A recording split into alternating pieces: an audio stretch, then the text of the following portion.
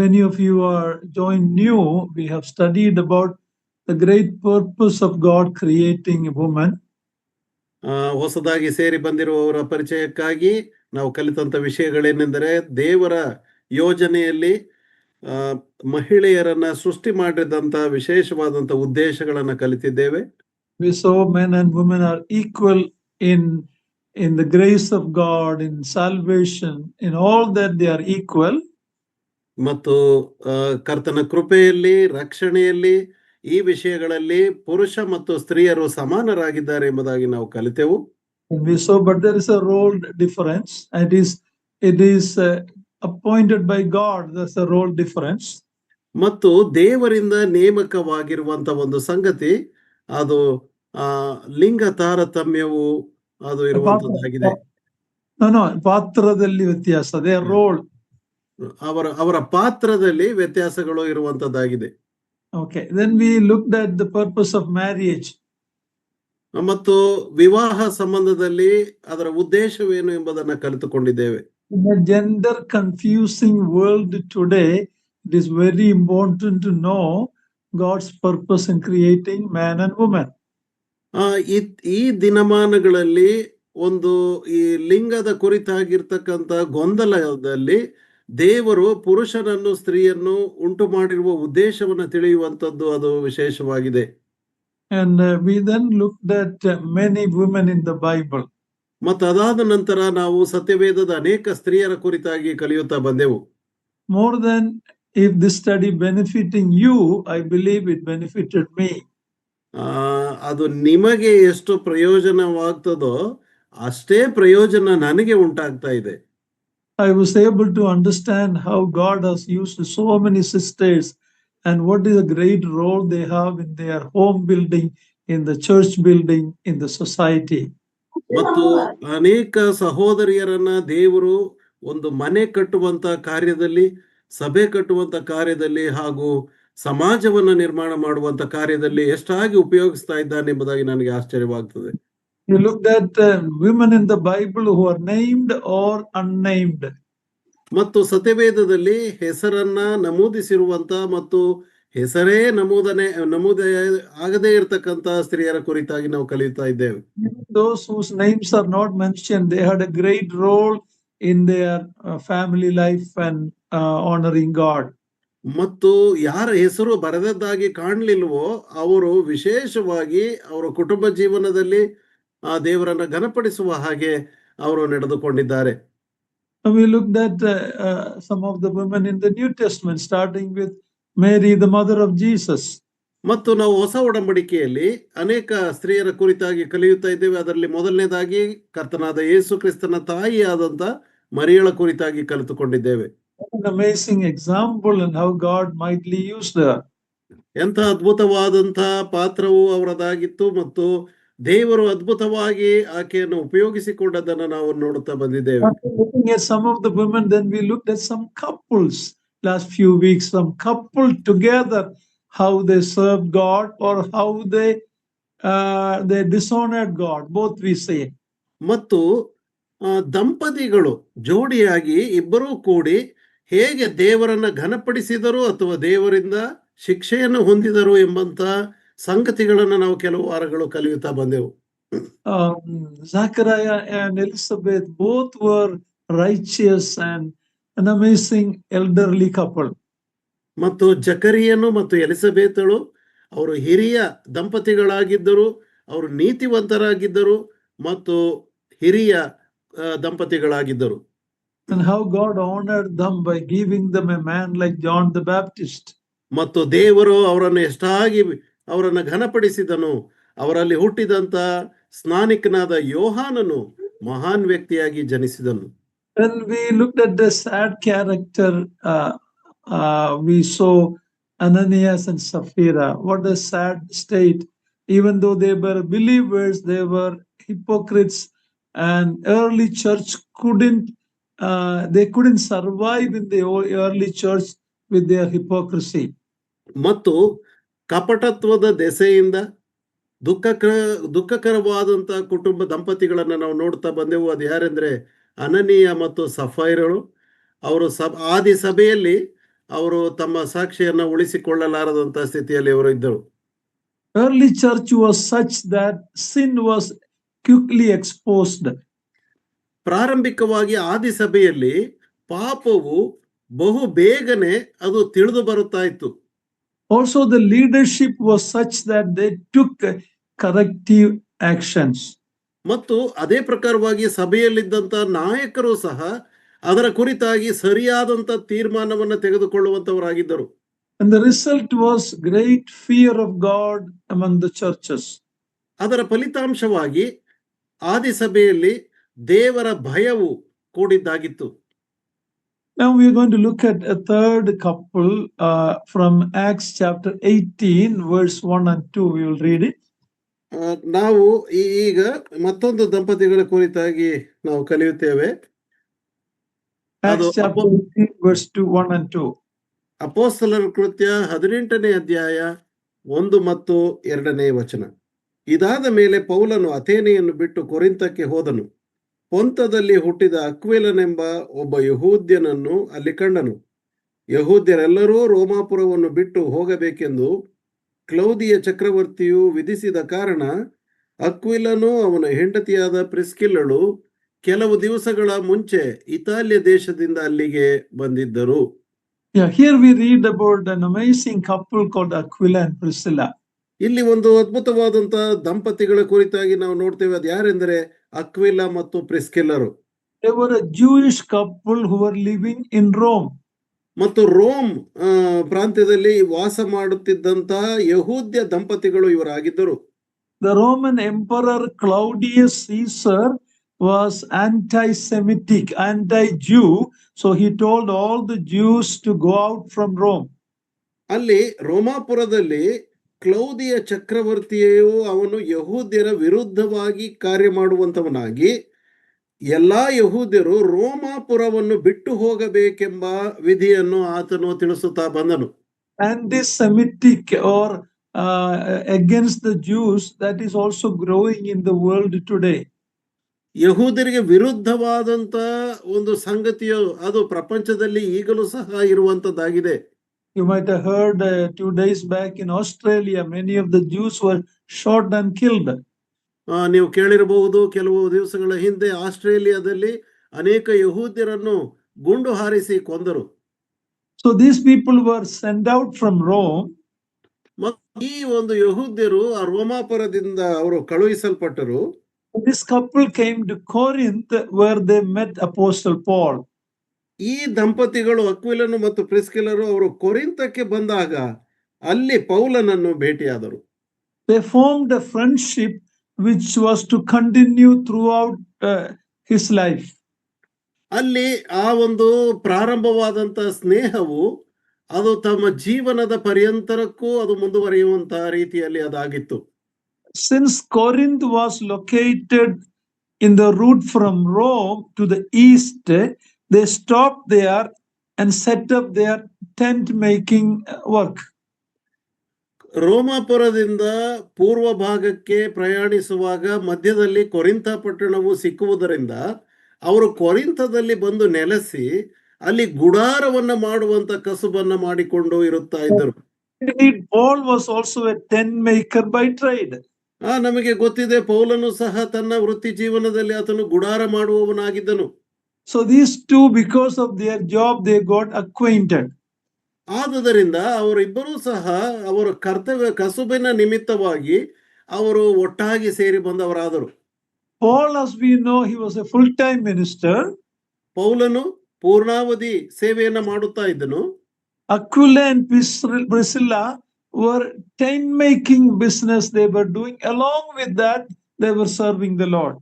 ಆದರೆ ಅಕ್ವಿಲ ಮತ್ತು ಪ್ರಿಸ್ಕಿಲ್ಲರು ಅವರು ಕರ್ತನನ್ನು ಸೇವಿಸುವವರೂ ಆಗಿ ಅವರು ತಮ್ಮ ವೃತ್ತಿ ಕಸುಬನ್ನು ಸಹ ಗುಡಾರ ಮಾಡುವಂತ ಕಸುಬನ್ನು ಸಹ ಮುಂದುವರಿಸುತ್ತಾ ಇದ್ದರು. We call many God's servants tent making ministry. I think that word came from their life. Okay, along with your secular job, you serve God. ನಮ್ಮ ದಿನನಿತ್ಯದ ಜೀವನದ ಉದ್ಯೋಗದ ಜೊತೆಯಲ್ಲಿ ಕರ್ತನ ಸೇವೆಯನ್ನ ಮಾಡುವಂತ ಒಂದು ಕಾರ್ಯ ಆದುದರಿಂದ ಟೆಂಟ್ ಮೇಕಿಂಗ್ ಮಿನಿಸ್ಟ್ರಿ ಎಂಬುದಾಗಿ ಅದು ಕರೆಯಲ್ಪಡುತ್ತದೆ. I know many young people who have gone out to serve the Lord along with their secular job. ನನಗೆ ಅನೇಕ ಯವನಸ್ಥರು ಗೊತ್ತಿದೆ. ಅದೇನೆಂದ್ರೆ ತಮ್ಮ ವೃತ್ತಿ ಜೀವನದ ಜೊತೆಗೆ ಸೇವೆಯನ್ನ ಮಾಡುವಂತ ಜವಾಬ್ದಾರಿಯನ್ನು ಹೊಂದಂತ ಅನೇಕ ಯವನಸ್ಥರು ನನಗೆ ಪರಿಚಯವಿದೆ. All are not called to full-time ministry, ಎಲ್ಲರೂ ಸಹ ಪೂರ್ಣಾವಧಿ ಸೇವೆಗೆ ಕರೆಯಲ್ಪಡಲಿಲ್ಲ. but both are required, full-time ministry and also those who serve the Lord along with their secular occupation. ಎರಡೂ ಸಹ ಅಗತ್ಯವಾಗಿದೆ. ಪೂರ್ಣಾವಧಿ ಸೇವಕರು ಸಹ ಬೇಕು ಮತ್ತು ತಮ್ಮ ವೃತ್ತಿ ಜೀವನದ ಜೊತೆಯಲ್ಲಿ ಸೇವೆಯನ್ನ ಪ್ರೋತ್ಸಾಹಿಸುವಂತವರು ಸಹ ಅಗತ್ಯವಾಗಿದೆ. They are all to be the witness for the Lord. ಪೌಲನು ಕರ್ತನ ಸೇವೆಯನ್ನ ಮಾಡುತ್ತಾ ಇದ್ದನು. No, we are all called to be a witness for the Lord. ನಾವೆಲ್ಲರೂ ಕರ್ತನಿಗೆ ಸಾಕ್ಷಿಗಳಾಗಿರುವುದಕ್ಕಾಗಿ ಕರೆಯಲ್ಪಟ್ಟಿದ್ದೇವೆ. So this amazing couple is an example to us in that area. ಈ ಒಂದು ಕ್ಷೇತ್ರದಲ್ಲಿ ಈ ದಂಪತಿಗಳು ನಮಗೆ ಒಂದು ಅದ್ಭುತವಾದಂತ ಉತ್ತಮ ಉದಾಹರಣೆಯಾಗಿದ್ದಾರೆ. Keep your bread earning daily job and along with that serve the Lord. ನಮ್ಮ ಊಟಕ್ಕೋಸ್ಕರವಾಗಿ ನಮ್ಮ ಕಸುಬನ್ನ ಮಾಡಿಕೊಳ್ಳುತ್ತಾ ಮತ್ತು ಅದೇ ಸಮಯದಲ್ಲಿ ಕರ್ತನ ಸೇವೆಯನ್ನ ಮಾಡುವಂತಹ ಒಂದು ಕಾರ್ಯ. You be a shopkeeper or a school teacher or a plumber or an electrician, doesn't matter.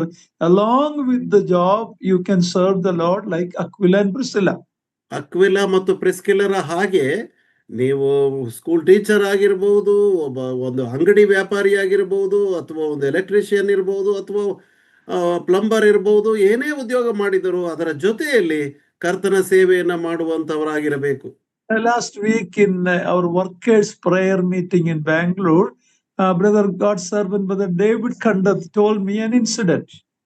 ಕಳೆದ ಬಾರಿ ಇಲ್ಲಿ ಬೆಂಗಳೂರಿನಲ್ಲಿ ವರ್ಕರ್ಸ್ ಮೀಟಿಂಗ್ ನಲ್ಲಿ ಸಹೋದರ ಡೇವಿಡ್ ಕಂಡತ್ ರವರು ಈ ವಿಷಯವನ್ನ ನನ್ನ ಮುಂದೆ ಹೇಳುತ್ತಾ ಬಂದರು. One of the young brother from that assembly is working in a Catholic school, Roman Catholic school. ಒಬ್ಬ ಯವನ ಸಹೋದರನು ಅವರ ಸಭೆಯಿಂದ ಆತನು ಕ್ಯಾಥೋಲಿಕ್ ಸ್ಕೂಲ್ ನಲ್ಲಿ ಕರ್ತವ್ಯದಲ್ಲಿದ್ದಾನೆ. Because of his life testimony there, the nuns who are the principal or administrator, they asked to come and tell the gospel. So David Kandath went to that school and spoke to the Catholic principal and administrator ladies, okay, nuns, for about 2 or more hours because of the testimony of one brother who is working in that school. ನೋಡ್ರಿ, ಆ ಒಬ್ಬ ಸಹೋದರನು ಆ ಒಂದು Catholic ಸ್ಕೂಲ್ನಲ್ಲಿ ಕೆಲಸದಲ್ಲಿದ್ದುಕೊಂಡವನಾಗಿ ಆತನು ಅಲ್ಲಿ ತೋರಿಸಿದಂತ ತನ್ನ ಸಾಕ್ಷಿಯ ಮೂಲಕವಾಗಿ ಅಲ್ಲಿ ಕಾರ್ಯನಿರ್ವಹಿಸುವಂತ ಪ್ರಾಂಶುಪಾಲರು ಮತ್ತು ಇಡೀ ಅವರ ತಂಡ ನನ್ಸ್ಗಳು ಅವರು ನಮಗೆ ಸುವಾರ್ತೆಯನ್ನು ತಿಳಿಸಿರಿ ಎಂಬುದಾಗಿ ಕೇಳಿಕೊಂಡರು. ಅದರ ಪ್ರಕಾರವಾಗಿ ಸಹೋದರ ಡೇವಿಡ್ ಕಂಡತ್ ರವರು ಹೋಗಿ ಅಲ್ಲಿ 2 ತಾಸು ಅವರು ಸುವಾರ್ತೆ ಮತ್ತು ಇತರ ದೇವರ ವಾಕ್ಯವನ್ನು ಹಂಚಿಕೊಳ್ಳುತ್ತಾ ಬಂದರು. That brother is not a full-time minister, but his life and testimony had an impact. So this brother who could otherwise not go to that Catholic school got an opportunity. ನೋಡ್ರಿ, ಆತನು ಪೂರ್ಣಾವಧಿ ಸೇವೆಯನ್ನು ಮಾಡ್ತಕ್ಕಂಥ ಸಹೋದರನಲ್ಲ, ಆದರೂ ತನ್ನ ಜೀವಿತದಲ್ಲಿ ಆತನು ಸಾಕ್ಷೀಕರಿಸಿ ಅಲ್ಲಿ ಒಂದು ತನ್ನ ವೃತ್ತಿ ನಿಮಿತ್ತವಾಗಿ ಅಲ್ಲಿ ಸುವಾರ್ತೆಯು ಪ್ರಸಾರವಾಗುವ ಹಾಗೆ ತನ್ನ ಕಾರ್ಯವನ್ನು ನಿರ್ವಹಿಸುತ್ತಾ ಬಂದಿದ್ದಾನೆ. Kept us in whatever occupation. If we can be a witness for the Lord, that way we can reach out to more people faster than a few full-time workers doing. ನಾವು ನಮ್ಮ ಸಾಕ್ಷಿಯನ್ನ ನಾವು ಕಾಪಾಡಿಕೊಳ್ಳುವುದಾದರೆ ವೃತ್ತಿ ಜೀವನದಲ್ಲಿ ಇದ್ದುಕೊಂಡು ಪೂರ್ಣಾವಧಿ ಸೇವಕರಿಗಿಂತಲೂ ವೇಗವಾಗಿ ಸೇವೆಯನ್ನ ಮಾಡುವಂತ ಒಂದು ಅವಕಾಶವು ನಮ್ಮದಾಗಿರ್ತದೆ. It is not clear from the narrative whether Aquila and Priscilla were already Christians when they met Paul. ಪೌಲನನ್ನು ಭೇಟಿಯಾಗುವುದಕ್ಕಿಂತ ಮುಂಚಿತವಾಗಿ ಅಕ್ವಿಲ ಮತ್ತು ಪ್ರಿಸ್ಕಿಲ್ಲರು ಕ್ರೈಸ್ತರಾಗಿದ್ದರೋ ಇಲ್ಲವೋ ಎಂಬುದು ನಮಗೆ ಗೊತ್ತಿಲ್ಲ. Or whether they were saved through his ministry, we don't know. ಅಥವಾ ಆತನ ಸೇವೆಯ ಮುಖಾಂತರವಾಗಿ ರಕ್ಷಿಸಲ್ಪಟ್ಟರೋ ಏನೋ ನಮಗೆ ಅದು ಸಹ ತಿಳಿದಿಲ್ಲ. Aquila was called a Jew did not mean that he knew Christ. ಆತನು ಅಕ್ವಿಲನು ಯಹೂದ್ಯನಾಗಿರುವುದರಿಂದ ಅದು ಕ್ರಿಸ್ತನನ್ನು ತಿಳಿದವನಾಗಿದ್ದಾನೆ ಎಂಬುದಾಗಿ ಅರ್ಥ ಕೊಡುವುದಿಲ್ಲ. Several times in their narrative, Priscilla's name is told first. In some places, Aquila's name is given first. ಕೆಲವು ವಚನಗಳಲ್ಲಿ ನಾವು ನೋಡುವಾಗ ಪ್ರಿಸ್ಕಿಲ್ಲಳ ಹೆಸರು ಮೊದಲನೇದಾಗಿ ತಿಳಿಸಲ್ಪಟ್ಟು ನಂತರದಲ್ಲಿ ಅಕ್ವಿಲನ ಹೆಸರು ಬರೆಯಲ್ಪಟ್ಟದ್ದಾಗಿದೆ. It may be due to her hospitality, her support of her husband, her support of the home life. Could be the reason why in many places her name comes first. ಯಾಕೆ ಆಕೆ ಹೆಸರು ಮುಂದಾಗಿ ಬರ್ತದೆ ಎಂಬುದಾಗಿ ಹೇಳಿದರೆ, ಬಹುಶಃ ಆಕೆಯ ಒಂದು ಅತಿಥಿ ಸತ್ಕಾರ ಅಥವಾ ಆಕೆ ಒಂದು ಮನೆಯಲ್ಲಿ ತೆಗೆದುಕೊಂಡಂತಹ ಒಂದು ಸೇವಾ ಕಾರ್ಯದ ಪ್ರೋತ್ಸಾಹ ನೀಡುವಿಕೆ, ಇದೆಲ್ಲವೂ ಸಹ ಒಳಗೊಂಡಂತೆ ಆಕೆ ಹೆಸರು ಮುಂದಾಗಿ ಬರುವುದಕ್ಕೆ ಆಸ್ಪದವಾಗಿರಬಹುದು. God will honor you if you as a sister do your role well. God will honor you. ಆದುದರಿಂದ ಸಹೋದರಿಯರಾಗಿ ನಿಮ್ಮ ಕರ್ತವ್ಯವನ್ನ, ನಿಮ್ಮ ಪಾತ್ರವನ್ನ ಸರಿಯಾಗಿ ನಿಷ್ಠೆಯಿಂದ ಮಾಡುವಾಗ ದೇವರು ನಿಮ್ಮನ್ನು ಗೌರವಿಸುವಂತವನಾಗಿದ್ದಾನೆ. Tent making also could mean they were working in leather. Tent making, ಗುಡಾರ ಮಾಡುವಂಥದ್ದು ಎಂಬುದಾಗಿ ಹೇಳಿದರೆ ಆ ಕಸುಬು ಅದು ಚರ್ಮದ ಜೊತೆಯಲ್ಲಿ ಆಡುವಂತಹ ಕಸುಬಾಗಿತ್ತು. Chapter 18, Acts 18, verse 18, we read Aquila and Priscilla stayed in Corinth for a good while time. 18:18 ಓದ್ರಿ ಬ್ರದರ್. ಓಕೆ. ಅಪೊಸ್ತಲರ ಕೃತ್ಯ 18ನೇ ಅಧ್ಯಾಯ 18ನೇ ವಚನ. ಪೌಲನು ಇನ್ನೂ ಅನೇಕ ದಿವಸ ಅಲ್ಲಿದ್ದ ಮೇಲೆ ಸಹೋದರರಿಂದ ಅಪ್ಪಣೆ ತೆಗೆದುಕೊಂಡು ತನಗೆ ದೀಕ್ಷೆ ಇದ್ದದರಿಂದ ಕೆಂಕ್ರೆಯಲ್ಲಿ ಕ್ಷೌರ ಮಾಡಿಸಿಕೊಂಡು ಹಡಗನ್ನು ಹತ್ತಿ ಸಿರಿಯಕ್ಕೆ ಹೊರಟನು. ಪ್ರಿಸ್ಕಿಲ್ಲಳು ಅಕ್ವಿಲನು ಅವನ ಸಂಗಡ ಹೊರಟನು. We read that they stayed in Corinth for a while. ಅಲ್ಲಿ ನಾವು ನೋಡ್ತೇವೆ ಕೊರಿಂಥ ಪಟ್ಟಣದಲ್ಲಿ ಅವರು ಅನೇಕ ದಿವಸ ಅಲ್ಲಿ ಇದ್ದರು ಎಂಬುದಾಗಿ. Many scholars believe that is the time Paul wrote 2 Thessalonians. ಅನೇಕ ಪಂಡಿತರು ಊಹಿಸುವ ಪ್ರಕಾರವಾಗಿ ಪೌಲನು ಆ ಕೊರಿಂಥ ಪಟ್ಟಣದಲ್ಲಿ ಇರುವಾಗ 2ನೇ ಥೆಸಲೋನಿಕ ಪತ್ರಿಕೆಯನ್ನು ಬರೆದಿರಬಹುದು ಎಂಬುದಾಗಿ ಊಹಿಸುವಂತವರಾಗಿದ್ದಾರೆ. Aquila and Priscilla then traveled with Paul to Syria by sea. Aquila ಮತ್ತು ಪ್ರಿಸ್ಕಿಲ್ಲರು ಪೌಲನ ಜೊತೆಯಲ್ಲಿ ಸಮುದ್ರ ಮಾರ್ಗವಾಗಿ ಅವರು ಸಿರಿಯಾಕ್ಕೆ ಅವರು ಬಂದರು. And those days the ship journey is not as comfortable like today. ಈ ದಿನದ ಹಡಗಿನ ಪ್ರಯಾಣದಷ್ಟು ಆರಾಮದಾಯಕವಾಗಿ ಹಡಗಿನ ಪ್ರಯಾಣವು, ಸಮುದ್ರ ಪ್ರಯಾಣವು ಆ ದಿನಗಳಲ್ಲಿ ಇರಲಿಲ್ಲ. And when they came to Ephesus, ಮತ್ತು ಅವರು ಎಫೆಸ ಪಟ್ಟಣಕ್ಕೆ ಬಂದಾಗ Aquila and Priscilla disembarked from the ship and stayed there in Ephesus. ಅಲ್ಲಿ ಎಫೆಸ ಪಟ್ಟಣದಲ್ಲಿ ಅಕ್ವಿಲನು ಮತ್ತು ಪ್ರಿಸ್ಕಿಲ್ಲಳು ಹಡಗಿನಿಂದ ಇಳಿದು ಅವರು ಅಲ್ಲೇ ನೆಲೆಸಿದರು. Read verse 19. 19ನೇ ವಚನ. ಎಫೆಸಕ್ಕೆ ಬಂದಾಗ ಅವರನ್ನು ಅಲ್ಲೇ ಬಿಟ್ಟನು, ತಾನು ಸಭಾಮಂದಿರದೊಳಕ್ಕೆ ಹೋಗಿ ಯಹೂದ್ಯರ ಸಂಗಡ ವಾದಿಸಿದನು. In verse 24 to 26 in the same chapter, ಅದೇ ಅಧ್ಯಾಯ 24ರಿಂದ 26ನೇ ವಚನದಲ್ಲಿ we read something that happened in Ephesus. ಅಲ್ಲಿ ಎಫೆಸ ಪಟ್ಟಣದಲ್ಲಿ ಒಂದು ವಿಶೇಷವಾದಂತ ಕಾರ್ಯವು ಅಲ್ಲಿ ನಡೆದದ್ದನ್ನು ನಾವು ಅಲ್ಲಿ ಓದುತ್ತೇವೆ. Read verse 24 to 28. 24ನೇ ವಚನದಿಂದ 28. ಅಪೊಸ್ತಲರ ಕೃತ್ಯ 18 24ರಿಂದ 28. ಅಷ್ಟರೊಳಗೆ ಅಲೆಕ್ಸಾಂದ್ರಿಯದಲ್ಲಿ ಹುಟ್ಟಿದ ಅಪೊಲ್ಲೋಸನೆಂಬ ಒಬ್ಬ ಯಹೂದ್ಯನು ಎಫೆಸಕ್ಕೆ ಬಂದನು. ಅವನು ವಾಕ್ಚಾತುರ್ಯವುಳ್ಳವನು, ಶಾಸ್ತ್ರಗಳಲ್ಲಿ ಪ್ರವೀಣನು. ಅವನು ಕರ್ತನ ಮಾರ್ಗದ ವಿಷಯದಲ್ಲಿ ಉಪದೇಶ ಹೊಂದಿದವನಾಗಿದ್ದನು ಮತ್ತು ಆಸಕ್ತ ಮನಸ್ಸುಳ್ಳವನಾಗಿದ್ದು ಯೋಹಾನನು ಮಾಡಿಸಿದ ದೀಕ್ಷಾಸ್ನಾನವನ್ನು ಮಾತ್ರ ಬಲ್ಲವನಾದಾಗ್ಯೂ ಯೇಸುವಿನ ಸಂಗತಿಗಳನ್ನು ಸೂಕ್ಷ್ಮವಾಗಿ ಹೇಳಿ ಉಪದೇಶಿಸಿದನು. ಅವನು ಸಭಾಮಂದಿರದಲ್ಲಿ ಧೈರ್ಯದಿಂದ ಮಾತಾಡುವುದಕ್ಕೆ ಪ್ರಾರಂಭಿಸಿದನು. ಅವನ ಮಾತುಗಳನ್ನು ಪ್ರಿಸ್ಕಿಲ್ಲಳು ಅಕ್ವಿಲನು ಕೇಳಿ ಅವನನ್ನು ತಮ್ಮ ಮನೆಗೆ ಕರೆದುಕೊಂಡು ಹೋಗಿ ದೇವರ ಮಾರ್ಗವನ್ನು ಅವನಿಗೆ ಇನ್ನೂ ಸೂಕ್ಷ್ಮವಾಗಿ ವಿವರಿಸಿದರು. ಆಮೇಲೆ ಅಖಾಯಕ್ಕೆ ಹೋಗಬೇಕೆಂದು ಅವನಿಗೆ ಮನಸ್ಸಾದಾಗ ಸಹೋದರರು ಅವನನ್ನು ಪ್ರೋತ್ಸಾಹಗೊಳಿಸಿ ಅಲ್ಲಿದ್ದ ಶಿಷ್ಯರಿಗೆ ಇವನನ್ನು ಸೇರಿಸಿಕೊಳ್ಳಬೇಕೆಂದು ಪತ್ರಿಕೆಯನ್ನು ಬರೆದುಕೊಟ್ಟರು. ಅವನು ಹೋಗಿ ಯೇಸುವೇ ಕ್ರಿಸ್ತನೆಂದು ಶಾಸ್ತ್ರಾಧಾರದಿಂದ ತೋರಿಸಿಕೊಟ್ಟು ಎಲ್ಲರ ಮುಂದೆ ಬಲವಾಗಿ ಯಹೂದ್ಯರನ್ನು ಖಂಡಿಸಿ ದೇವರ ಕೃಪೆಯಿಂದ ನಂಬಿದ್ದವರಿಗೆ ಬಹಳ ಸಹಾಯ ಮಾಡಿದನು. Yeah, now we are here read about an amazing ministry of Aquila and Priscilla. ಇಲ್ಲಿ ಅಕ್ವಿಲ ಮತ್ತು ಪ್ರಿಸ್ಕಿಲ್ಲ ಇವರ ಅದ್ಭುತವಾದಂತ ಸೇವೆಯ ಕುರಿತಾಗಿ ನಾವಿಲ್ಲಿ ನೋಡುತ್ತೇವೆ. Christianity came out of the Old Testament and John the Baptist ministry. ಕ್ರೈಸ್ತತ್ವವು ಹಳೆ ಒಡಂಬಡಿಕೆ ಮತ್ತು ಸ್ನಾನಿಕನಾದ ಯೋಹಾನನ ಸೇವೆಯಿಂದ ಅದು ಪ್ರಾರಂಭವಾಯಿತು.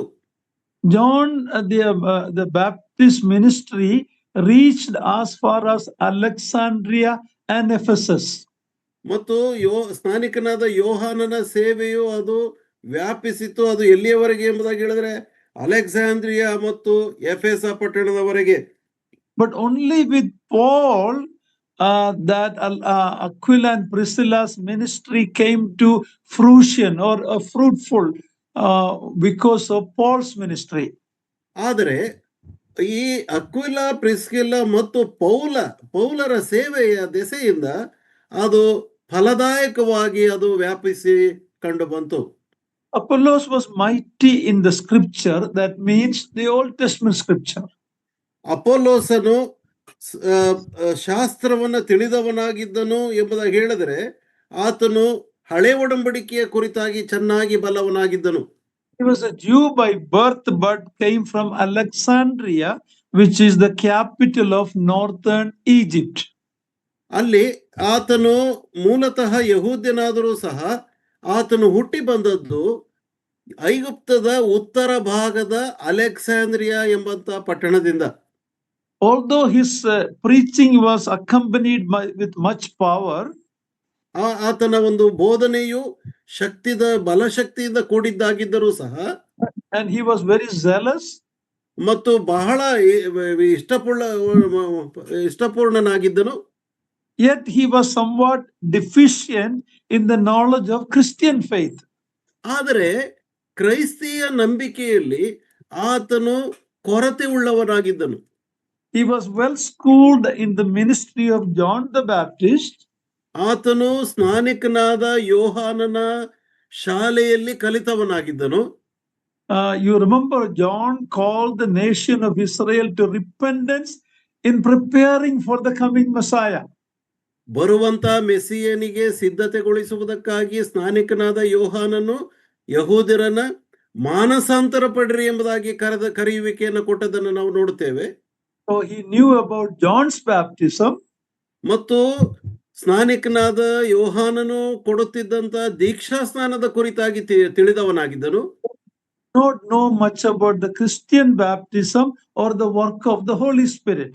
ಮತ್ತು ಕ್ರೈಸ್ತಿಯ ದೀಕ್ಷಾ ಸ್ನಾನ ಮತ್ತು ಪವಿತ್ರಾತ್ಮನ ಕಾರ್ಯಗಳ ಕುರಿತಾಗಿ ಹೆಚ್ಚಾಗಿ ಆತನಿಗೆ ತಿಳಿದಿರಲಿಲ್ಲ. He had no understanding about the baptism of the Holy Spirit, where a Jew or Gentile are added to the body of Christ. ಕ್ರಿಸ್ತನ ದೇಹಕ್ಕೆ ಸೇರಿಕೊಳ್ಳುವ ಹಾಗೆ ಪವಿತ್ರಾತ್ಮನಿಂದ ಉಂಟಾಗುವ ದೀಕ್ಷಾ ಸ್ನಾನ ಅದರ ಕುರಿತಾಗಿ ಆತನಿಗೆ ತಿಳಿದಿರಲಿಲ್ಲ. So this happened after Paul left Ephesus. ಇದು ಯಾವಾಗ ಸಂಭವಿಸಿತು ಎಂಬುದಾಗಿ ಹೇಳಿದರೆ ಪೌಲನು ಎಫೆಸ ಪಟ್ಟಣವನ್ನು ಬಿಟ್ಟು ಹೊರಟಾಗ ನಡೆಯಿತು. Now most likely there was a church started in Aquila and Priscilla's home. ಅಲ್ಲಿ ಬಹುಶಃ ಅಲ್ಲಿ ಒಂದು ಸಭೆಯು ಪ್ರಿಸ್ಕಿಲ್ಲ ಮತ್ತು ಅಕ್ವಿಲರ ಮನೆಯಲ್ಲಿ ಪ್ರಾರಂಭವಾಗಿರಬೇಕು. To this church came the gifted Apollos from Alexandria. ಇಲ್ಲಿ ಈ ಸಭೆಗೆ ಅಲೆಕ್ಸಾಂದ್ರಿಯಾದಲ್ಲಿ ಹುಟ್ಟಿದ ಅಪೋಲೋಸನು ಆತನು ವರವಾಗಿ ಬಂದನು. His knowledge of the Old Testament was very good, but his doctrine regarding Jesus was accurate but deficient. ಅಲ್ಲಿ ಆತನು ಹಳೆ ಒಡಂಬಡಿಕೆಯ ಯಹೂದ್ಯರ ಒಂದು ಸಂಗತಿಗಳು ಹಳೆ ಒಡಂಬಡಿಕೆಯಲ್ಲಿ ಆತನು ಪರಿಣಿತನಾಗಿದ್ದನು. ಆದರೆ ಕ್ರೈಸ್ತ ಹೊಸ ಒಡಂಬಡಿಕೆಯ ಕ್ರಿಸ್ತನ ಕುರಿತಾದಂತಹ ಸಂಗತಿಗಳು ಆತನಿಗೆ ಕೊರತೆಯಾಗಿ ಕಂಡು ಬಂದಿತ್ತು. That is when Priscilla and Aquila took him to home and explained more in detail the New Testament teaching, especially the ministry of the Holy Spirit. ಆದುದರಿಂದಲೇ ಈ ಅಪೊಲ್ಲೋಸನನ್ನು ಅಕ್ವಿಲ ಮತ್ತು ಪ್ರಿಸ್ಕಿಲ್ಲರು ತಮ್ಮ ಮನೆಗೆ ಕರಕೊಂಡು ಹೋಗಿ ಸವಿವರವಾಗಿ ಸೂಕ್ಷ್ಮವಾಗಿ ವಿವರಿಸಿ, ವಿಶೇಷವಾಗಿ ಪವಿತ್ರಾತ್ಮನ ಕಾರ್ಯಗಳ ಕುರಿತಾಗಿ ಆತನಿಗೆ ವಿವರಿಸುತ್ತಾ ಬಂದರು. When we read chapter 19, we read more about what happened in Ephesus. ಅಲ್ಲಿ ಎಫೆಸ ಪಟ್ಟಣದಲ್ಲಿ ಏನು ಸಂಭವಿಸಿತು ಎಂಬುದಾಗಿ ನಾವು ಹೆಚ್ಚಾಗಿ ಅಪೊಸ್ತಲರ ಕೃತ್ಯ 19ನೇ ಅಧ್ಯಾಯದಲ್ಲಿ ನಾವು ಓದುತ್ತಾ ಬರುತ್ತೇವೆ. Paul saw some disciples who were John's disciples. They had no understanding about the work of the Holy Spirit in Christian faith. ಕ್ರೈಸ್ತಿಯ ನಂಬಿಕೆಯಲ್ಲಿ ಪವಿತ್ರಾತ್ಮನ ಕಾರ್ಯವು ತಿಳಿಯದೇ ಇದ್ದಂತ, ಸ್ನಾನಿಕನಾದ ಯೋಹಾನನಿಂದ ದೀಕ್ಷಾ ಸ್ನಾನ ಹೊಂದಿದಂತ ಅನೇಕರು ಸುವಾರ್ತೆಯನ್ನು ನಂಬಿ ಬಂದಂತದ್ದು ಪೌಲನ ಕಾರ್ಯದಿಂದ ಅಲ್ಲಿ ನಾವು ನೋಡ್ತೇವೆ. It was like that. He was very zealous and knowledgeable about the scripture, but his understanding about what Holy Spirit did after the day of Pentecost was deficient. ಅಪೊಲ್ಲೋಸನು ಅದೇ ಪ್ರಕಾರವಾಗಿ ಹಳೆ ಒಡಂಬಡಿಕೆಯ ಸಂಗತಿಗಳಲ್ಲಿ ಆತನು ಪರಿಣಿತಿಯನ್ನು ಹೊಂದಿದವನಾಗಿದ್ದನು, ಚೆನ್ನಾಗಿ ತಿಳಿದವನಾಗಿದ್ದನು. ಆದರೆ ಹೊಸ ಒಡಂಬಡಿಕೆಯ ಕಾಲದಲ್ಲಿ ಅಂದ್ರೆ ಪಂಚಾಶತ್ತಮ ದಿನದಲ್ಲಿ ಆದಂತ ಪವಿತ್ರಾತ್ಮನ ಕಾರ್ಯದ ನಂತರದ ಕೆಲಸಗಳಲ್ಲಿ ಆತನು ಹೆಚ್ಚಾಗಿ ತಿಳಿದವನಾಗಿರಲಿಲ್ಲ. That is where we see Aquila and Priscilla's ministry, or taking, verse 26, taking him aside and expounding the word of God more clearly to them. ಆದುದರಿಂದ 26ನೇ ವಚನದಲ್ಲಿ ನೋಡುವ ಪ್ರಕಾರವಾಗಿ ಈ ಅಪೊಲ್ಲೋಸನನ್ನು ಪ್ರತ್ಯೇಕವಾಗಿ ತಮ್ಮ ಮನೆಗೆ ಅಕ್ವಿಲ ಮತ್ತು ಪ್ರಿಸ್ಕಿಲ್ಲರು ಕರ್ಕೊಂಡು ಹೋಗಿ ಸೂಕ್ಷ್ಮವಾಗಿ ವಿವರಿಸಿ ತಿಳಿಸುವಂತವರಾಗಿದ್ದರು. And their hospitality there, rather than publicly rebuking him, they lovingly took him to their house and explained the word of God more clearly. ಅವರ ಅತಿಥಿ ಸತ್ಕಾರ ಮಾತ್ರವಲ್ಲದೆ ಅವರು ಸಾರ್ವಜನಿಕವಾಗಿ ಎಲ್ಲರ ಎದುರಿನಲ್ಲಿ ಆತನನ್ನ ಟೀಕಿಸದೆ ಪ್ರತ್ಯೇಕವಾಗಿ ಮನೆಗೆ ಕರ್ಕೊಂಡು ಹೋಗಿ ಆತನಿಗೆ ವಿವರಿಸುತ್ತಾ ತಿದ್ದುವಂತವರಾದರು. One of the thing that is a credit to Apollos, this eloquent preacher, that he was willing to be taught by a tent maker and his wife. ನೋಡ್ರಿ, ಅತ್ಯಂತ ಪಂಡಿತನಾದಂತ ಈ ಅಪೊಲ್ಲೋಸನ್ ಎಂಬ ಬೋಧಕನು ಕೇವಲ ಗುಡಾರ ಮಾಡುವಂತ ದಂಪತಿಗಳು ಅಕ್ವಿಲ ಮತ್ತು ಪ್ರಿಸ್ಕಿಲ್ಲರಿಂದ ಆತನು ದೇವರ ವಾಕ್ಯವನ್ನ ಕಲಿಯಬೇಕಾಗಿ ಬಂತು. We should be teachable. ನಾವು ಯಾವಾಗಲೂ ವಿವರಿಸುವ ಅಥವಾ ಪಾಠ ಹೇಳುವಂತ ಸ್ಥಿತಿಯಲ್ಲಿ ನಾವಿರಬೇಕು. That Aquila and Priscilla's approach was so loving, so caring, that this man understood more about the New Testament teaching about Christ and the Holy Spirit. ಕ್ರಿಸ್ತನು ಪವಿತ್ರಾತ್ಮನು ಹಾಗೂ ಸಭೆ ಈ ಕುರಿತಾದಂತ ಹೆಚ್ಚಾದ ವಿವರಣೆಯನ್ನ ಈ ಅಪೊಲ್ಲೋಸನು ಪ್ರಿಸ್ಕಿಲ್ಲ ಮತ್ತು ಅಕ್ವಿಲರಿಂದ ಪಡೆಕೊಂಡವನಾದನು. As a result of his teachable spirit, ಅವರಿಗಿದ್ದಂತ ವಿವರಿಸುವಂತ ಅಥವಾ ಬೋಧಿಸುವಂತ ಒಂದು ಆತ್ಮವು ಇದ್ದದ್ದರಿಂದ, when he was moving to Corinth from Ephesus, they gave him a commendation letter. ಆತನು ಎಫೆಸ ಪಟ್ಟಣದಿಂದ ಕೊರಿಂಥ ಪಟ್ಟಣಕ್ಕೆ ಹೋಗುವಾಗ ಆತನಿಗೆ ಬೇಕಾದಂತ ಒಂದು ಪತ್ರಿಕೆಯನ್ನ ಅವರಿಗೆ ಆತನಿಗೆ ಬರೆದು ಕೊಟ್ಟರು. When believers go from one place to the other, it is always good to take, if you are moving because of your job or anything, it's always to get a commendation letter from your local assembly. ನೀವು ವಿಶ್ವಾಸಿಗಳಾಗಿ ಒಂದು ಸಭೆಯಿಂದ ಮತ್ತೊಂದು ಸಭೆಗೆ ವಲಸೆ ಹೋಗುವಾಗ ಸ್ಥಳೀಯ ಸಭೆಯ ಹಿರಿಯರಿಂದ ಇಂಥ ಒಂದು ಸಲಹಾತ್ಮಕ ಅಥವಾ ಒಂದು ಪರಿಚಯದ ಪತ್ರಿಕೆಯನ್ನ ತೆಗೆದುಕೊಂಡು ಹೋಗುವುದು ಬಹಳ ಮುಖ್ಯವಾದದ್ದಾಗಿದೆ. Give the new assembly leadership more comfortable to welcome you. ಅದು ಹೊಸದಾಗಿ ಸೇರಿಸಿಕೊಳ್ಳುವಂತ ಸಭೆಯ ನಾಯಕರಿಗೆ ಅದು ಆರಾಮದಾಯಕವಾಗಿ ನಿಮ್ಮನ್ನ ಸ್ವಾಗತಿಸುವುದಕ್ಕೆ ಸಹಾಯವಾಗ್ತದೆ. The leadership of the previous assembly who is giving that letter. ಯಾಕಂದ್ರೆ ಆ ಒಂದು ಪತ್ರಿಕೆಯನ್ನ ಕೊಡುವಂತವ್ರು ಯಾರಾಗಿದ್ದಾರೆ ಎಂಬುದಾಗಿ ಹೇಳಿದ್ರೆ ಆ ಪೂರ್ವದಲ್ಲಿ ಆತನ ಇದ್ದಂತ ಸಭೆಯ ನಾಯಕರು ನೀಡುವಂತ ಪತ್ರಿಕೆ ಅದಾಗಿರ್ತದೆ. Because of Priscilla and Aquila's ministry to this brother, and as he learned more of the teaching, when he went to Corinth, he was a great help to the Corinthian believers. ಆದುದರಿಂದ ಈ ಪ್ರಿಸ್ಕಿಲ ಮತ್ತು ಅಕ್ವಿಲರು ಮಾಡಿದಂತ ವಿಶೇಷವಾದಂತ ಸೇವಾ ಕಾರ್ಯದ ನಿಮಿತ್ತವಾಗಿ ಈ ಅಪೊಲೋಸನ್ನು ಆತನು ಕೊರಿಂಥ ಪಟ್ಟಣಕ್ಕೆ ಹೋದಾಗ ಅಲ್ಲಿ ಅವರಿಗೆ ಬಹು ಪ್ರಯೋಜನಕಾರಿಯಾದಂತ ವ್ಯಕ್ತಿಯಾಗಿ ಕಂಡು ಬಂದಿದ್ದಾನೆ. For this ministry of Apollos, it was a tent-making couple, Aquila and Priscilla.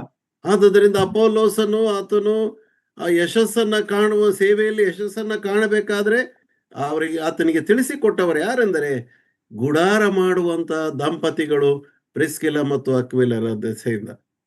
And those brothers who are listening, or you sisters and your husbands, you may not be a full-time minister, but you can do great ministry encouraging God's servants, taking them into your house and study together or teach together with your husband the word of God. It's an amazing ministry.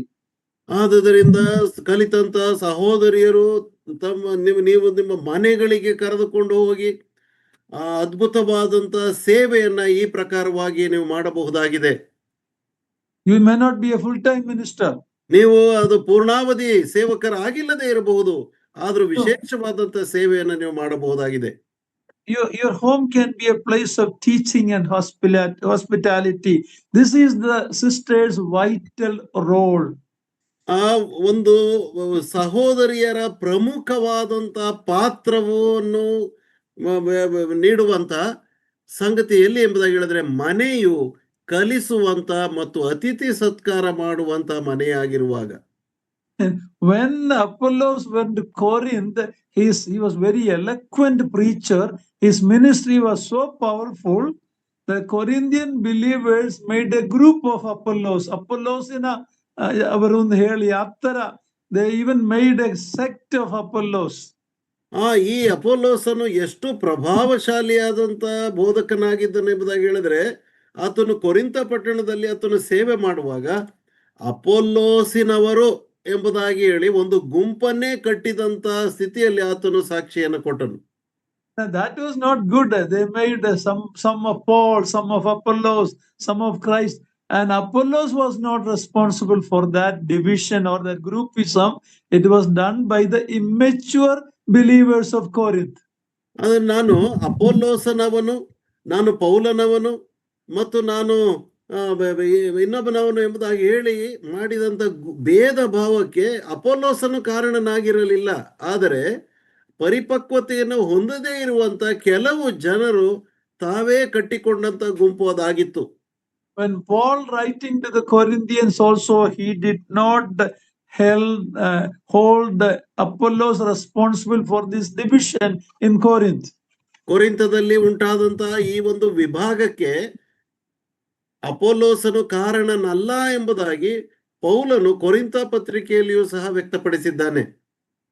Now next we see this couple Aquila and Priscilla in Romans chapter 16. ಆ ನಂತರವಾಗಿ ನಾವು ಈ ಪ್ರಿಸ್ಕಿಲ್ಲ ಮತ್ತು ಅಕ್ವಿಲರ ಕುರಿತಾಗಿ ರೋಮಾ ಪತ್ರಿಕೆ 16ನೇ ಅಧ್ಯಾಯದಲ್ಲಿ ನಾವು ಓದುತ್ತೇವೆ. Please read verse 3 to 5, Romans 16. ಆ ರೋಮಾ ಪತ್ರಿಕೆಯಲ್ಲಿ 16ನೇ ಅಧ್ಯಾಯ 3ರಿಂದ 5ನೇ ವಚನದವರೆಗೆ ಕ್ರಿಸ್ತ ಯೇಸುವಿನ ಸೇವೆಯಲ್ಲಿ ನನ್ನ ಜೊತೆ ಕೆಲಸದವರಾದ ಪ್ರಿಸ್ಕಳಿಗೂ ಅಕ್ವಿಲನಿಗೂ ನನ್ನ ವಂದನೆಗಳನ್ನು ಹೇಳಿರಿ. ಅವರು ನನ್ನ ಪ್ರಾಣದ ಸಂರಕ್ಷಣೆಗಾಗಿ ತಮ್ಮ ಪ್ರಾಣಗಳನ್ನು ಅಪಾಯಕ್ಕೆ ಗುರಿ ಮಾಡಿದರು. ನಾನು ಮಾತ್ರವೇ ಅಲ್ಲ, ಅನ್ಯ ಜನರ ಸಭೆಗಳವರೆಲ್ಲರೂ ಅವರ ಉಪಕಾರವನ್ನು ಸ್ಮರಿಸುತ್ತಾರೆ. ಅವರ ಮನೆಯಲ್ಲಿ ಕೂಡುವ ಸಭೆಗೆ ಸಹ ನನ್ನ ವಂದನೆಯನ್ನು ಹೇಳಿರಿ. ಆಸಿಯಾ ಸೀಮೆಯಲ್ಲಿ ಕ್ರಿಸ್ತನಿಗೆ ಪ್ರಥಮ ಫಲವಾಗಿರುವ ನನ್ನ ಪ್ರಿಯನಾದ ಎಪೈನೇತನಿಗೆ ವಂದನೆ. Now in Romans 16, Paul has listed many of his co-workers, among whom first he is mentioning about Aquila and Priscilla. ರೋಮ ಪತ್ರಿಕೆ 16ನೇ ಅಧ್ಯಾಯದಲ್ಲಿ ಪೌಲನು ತನ್ನ ಜೊತೆ ಸೇವಕರ ಕುರಿತಾಗಿ ಪಟ್ಟಿ ಮಾಡುವಂತಹ ಕಾರ್ಯವನ್ನ ಮಾಡುವಂತವನಾಗಿದ್ದಾನೆ. ಆ ಪಟ್ಟಿಯಲ್ಲಿ ಪ್ರಪ್ರಥಮವಾಗಿ ತಿಳಿಸಲ್ಪಟ್ಟವರೇ ಪ್ರಿಸ್ಕಿಲ್ಲ ಮತ್ತು ಅಕ್ವಿಲರಾಗಿದ್ದಾರೆ. Paul calls Priscilla and Aquila my fellow workers. ಪೌಲನು ಪ್ರಿಸ್ಕಳು ಮತ್ತು ಅಕ್ವಿಲರನ್ನು ಏನಂತ ಕರೆಯುತ್ತಾ ಇದ್ದಾನೆ ಅಂದ್ರೆ ನನ್ನ ಜೊತೆ ಕೆಲಸದವರು ಎಂಬುದಾಗಿ ಸಂಬೋಧಿಸುತ್ತಾ ಇದ್ದಾನೆ. I don't think he's talking about the tent making, but fellow workers in the ministry of the Lord. ಅದು ಗುಡಾರ ಮಾಡುವಂತ ಕಸುಬಿನಲ್ಲಿ ನಮ್ಮ ಜೊತೆ ಕೆಲಸದವರು ಎಂಬುದಾಗಿ ಅಲ್ಲ, ಕರ್ತನ ಸೇವೆಯನ್ನು ಮಾಡುವಂತ ಕೆಲಸದಲ್ಲಿ ಜೊತೆ ಕೆಲಸದವರು ಎಂಬುದಾಗಿ ತಿಳಿಸ್ತಾ ಇದ್ದಾನೆ. Romans 16 is a long list of people that Paul is greeting who are contributing in the ministry in one way or other. ಸೇವೆಯಲ್ಲಿ ಒಂದು ವಿಧವಾಗಿಯೋ ಅಥವಾ ಇನ್ನೊಂದು ವಿಧವಾಗಿಯೋ ತಮ್ಮ ಸೇವಾ ಕಾರ್ಯದ ಪ್ರೋತ್ಸಾಹ ನೀಡಿದಂತ ಅನೇಕ ಜನರ ಕುರಿತಾಗಿ ಇರುವಂತ ಉದ್ದವಾದಂತ ಪಟ್ಟಿಯು ರೋಮ ಪತ್ರಿಕೆಯ 16ನೇ ಅಧ್ಯಾಯದಲ್ಲಿ ಬರೆಯಲ್ಪಟ್ಟಿದೆ. All the names, there are about 26 names mentioned there. ಅಲ್ಲಿ ಸುಮಾರು 26 ಹೆಸರುಗಳು ಬರೆಯಲ್ಪಟ್ಟದ್ದಾಗಿದೆ. The several name in that list is sister's name. ಅಲ್ಲಿ ತಿಳಿಸಲ್ಪಟ್ಟಿರುವಂತ ಹೆಸರುಗಳಲ್ಲಿ ಅನೇಕ ಹೆಸರುಗಳು ಸಹೋದರಿಯರಾದ ಹೆಸರುಗಳಿವೆ. That should encourage you. You can be a co-worker with God's servant. You can be along with your home responsibility. You can serve the Lord, and there is going to be a reward for you one day. ಅದು ನಿಮಗೆ ಪ್ರೋತ್ಸಾಹವನ್ನ ನೀಡುವಂತದ್ದಾಗಿರಲಿ.